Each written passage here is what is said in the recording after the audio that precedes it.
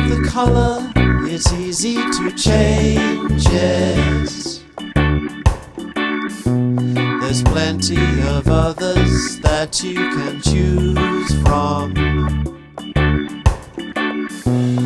Shake the can vigorously for 2 minutes. It will look great and it won't even take long. Before you spray, hold the can 6 to 8 inches away. Use a mask and proper ventilation. You'll get a good result if you take your time over the preparation.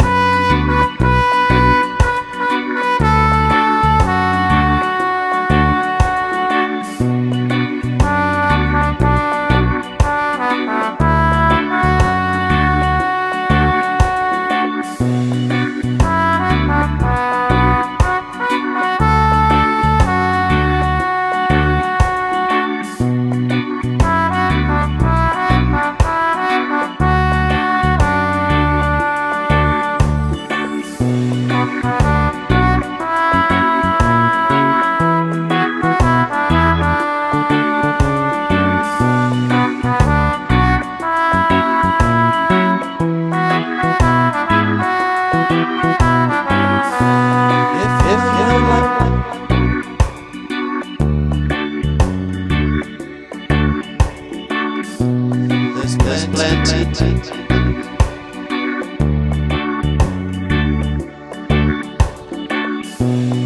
Shake, shake, shake, shake.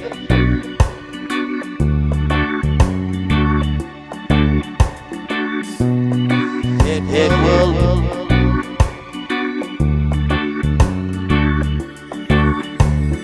Before you spray, hold the can 6 to 8 inches away. Use a mask and proper ventilation. You'll get a good result if you take your time over the preparation. You can change. You can change. You can change.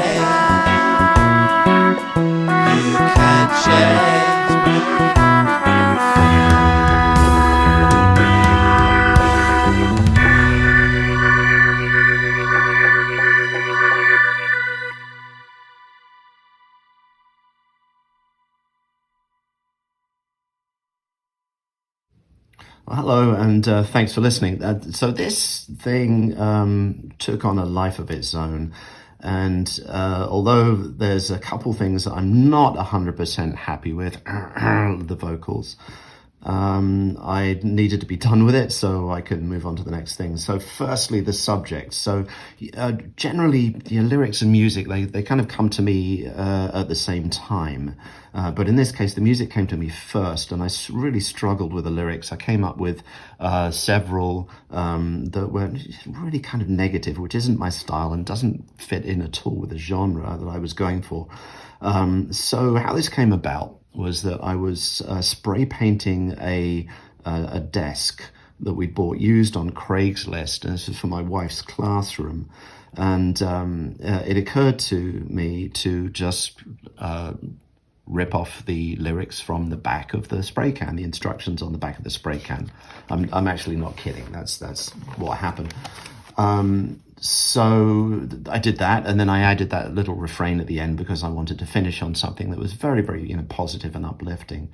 So this is not meant to be a metaphor for anything at all. It's literally a song about using spray paint. So second thing is, with me, I have a very long-standing love and strong appreciation of dub reggae. Have since I was a teenager, listening to it on John Peel, of course, and more recently I've been listening to it my life and just love it.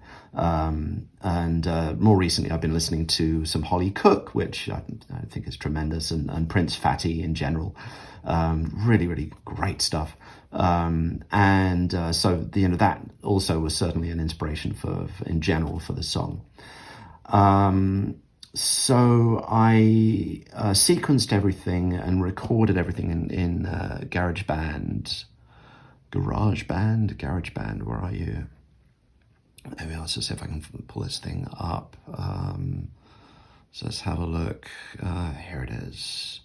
Yeah, this thing. So here's all the tracks that I've got. Right. I started off actually with also a guitar part. There's my bass part and everything. So I sequenced everything, and I recorded the vocals. Here are my vocals, my very sketchy vocals that I recorded in GarageBand, and then I exported each one of these as I guess they're called stems, right? I exported each one of these as a stem track, a WAV file, and imported the tracks into OM. So you can see in each of these cases I've got a player which is just playing the stem files that I exported out of GarageBand.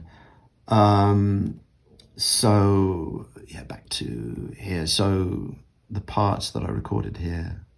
Oh, what's wrong with this? Oh, there we go, it's my fingers. So the parts that I recorded here, so the drums, I actually used this guy, Quincy, on bongos. I thought that was added a pretty good thing, and percussion, which helped the track. Only scrolls there. I used swam trumpet, very spendy, rather spendy app.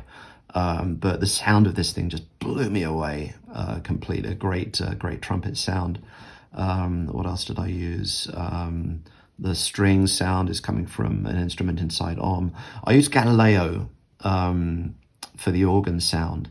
The organ, like the rock organ or whatever they call it in GarageBand, I think is great. But really like the sound of Galileo. Again, a little bit of a splurge. But very happy with the sound there. What else? Back to OM. So the other splurge that I did was FabFilter Pro Q3. I finally caved and got this thing. I just love it. So again, quite spendy, but in terms of usability, in terms of the results, ease of use that I'm getting from it, it's an easy win for me. And here I'm using it on several channels. So I'm using it on my vocal channels. Goodness knows it needs it. The drum channel. So I'm using it on multiple tracks here, and no apparent great drag on the CPU. For reverb, I'm using blamsoft, which is here everywhere. I just use the same preset for the reverb everywhere, so it's like a uniform setting. The delay is from, where are you? Dubstation 2, audiodamage. So here again, I'm using this in several places on different channels and just with the same settings, the same preset.